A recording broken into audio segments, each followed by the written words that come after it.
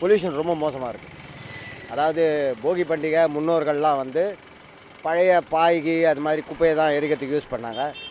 இன்றைக்கி வந்து இது ரொம்ப ரொம்ப ஒரு மோசமான நிலைமையில் இருக்குது.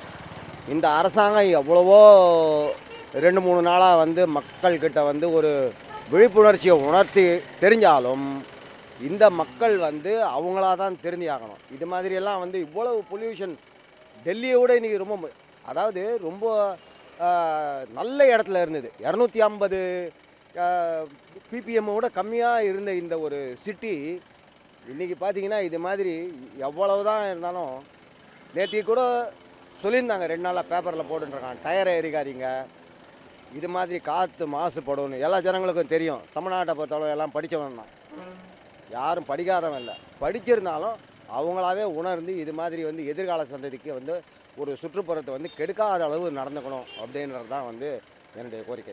அதான் பொல்யூஷன் அதிகமாகிடுச்சு. இன்றைக்கி எல்லாம் பூரா கொளுத்துறதுனால பொல்யூஷன் அதிகமாகிடுச்சு. கொளுத்தாமல் இருந்தால் நல்லா இருந்திருக்கும் இன்னும். இத்தனை நாள் அப்படி கிடையாது. ஜில்லுன்னு இருக்கும், ஆனால் இவ்வளோ புகை மூட்டலாம் கிடையாது. இன்றைக்கி இவ்வளோ புகை மூட்டமாக இருக்குது.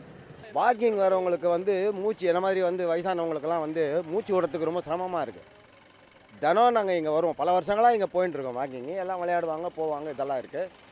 இன்றைக்கி அதனால தான் நான் வந்து இதை ரெக்கார்ட் பண்ணி கண்டிப்பாக வந்து இது மாதிரி நீங்கள் வந்து ஒரு விழிப்புணர்வு ஏற்படுத்துறது வந்து ரொம்ப நல்ல விஷயம் இது. எதிர்காலத்தை பொறுத்தளவுக்கு போகி பண்டிகைனா மக்கள் வந்து எதுவுமே கொளுத்தக்கூடாது அப்படின்றது வந்து அரசாங்கம் வந்து ஒரு ஆணை கண்டிப்பாக போடணும். இப்போ வந்து கூட வந்து ஒரு நல்ல இது என்ன பண்ணியிருக்காங்கனாக்கா, மெரினாவில் குப்பை போட்டாக்கா 5000 ரூபா ஃபைன் அப்படின்னு சொல்லி 2 நாள் முன்னாடி போட்டிருக்காங்க. இதே மாதிரி வீட்டு வாசலில் கொளுத்தினாக்கா கிட்டத்தட்ட ஒரு வீட்டுக்கு 1,00,000 ரூபா ஃபைன் அப்படின்றது இது பண்ணணும். ஏன்னா தீபாவளிக்கு வந்து பட்டாசு கொளுத்தக்கூடாது அப்படின்னு சொல்கிற அதே அரசாங்கம் எதிர்காலத்தை பொறுத்த அளவுக்கு இந்த வீட்டு உள்ளே உட்காந்து இந்த மாதிரி குப்பையெல்லாம் கொளுத்தக்கூடாது அப்படின்னு வந்து ஒரு புது சட்டம் போட்டு கடுமையான சட்டத்திட்டங்களை உள்ளாக்கினா தான் எதிர்காலம். 3 கிலோமீட்டர் நடந்து வரேன். அவ்வளோ ஒன்றும் கொளுத்தல.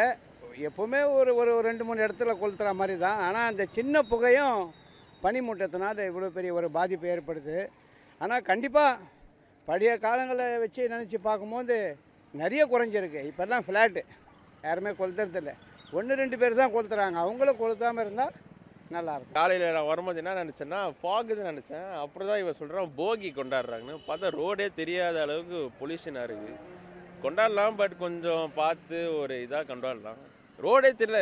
வரும்போது பிரிட்ஜே எனக்கு தெரியாமல் போச்சு. அந்த கத்தீட்ரல் பிரிட்ஜ் எங்கடா பிரிட்ஜு காணோன்னு பார்த்தா புகை மூட்டமாக இருக்குது. காலையில் தெரியல, நான் ஃபாக் தான் நினச்சிட்டு இருந்தேன். அப்போ தான் சொல்கிறாங்க போகி. ரொம்ப உடம்புக்கு ரொம்ப கேடுதல் இது. ஆக்சுவலி பொல்யூஷன் ரொம்ப அதிகமாக இருக்குது இன்றைக்கி பார்த்தா.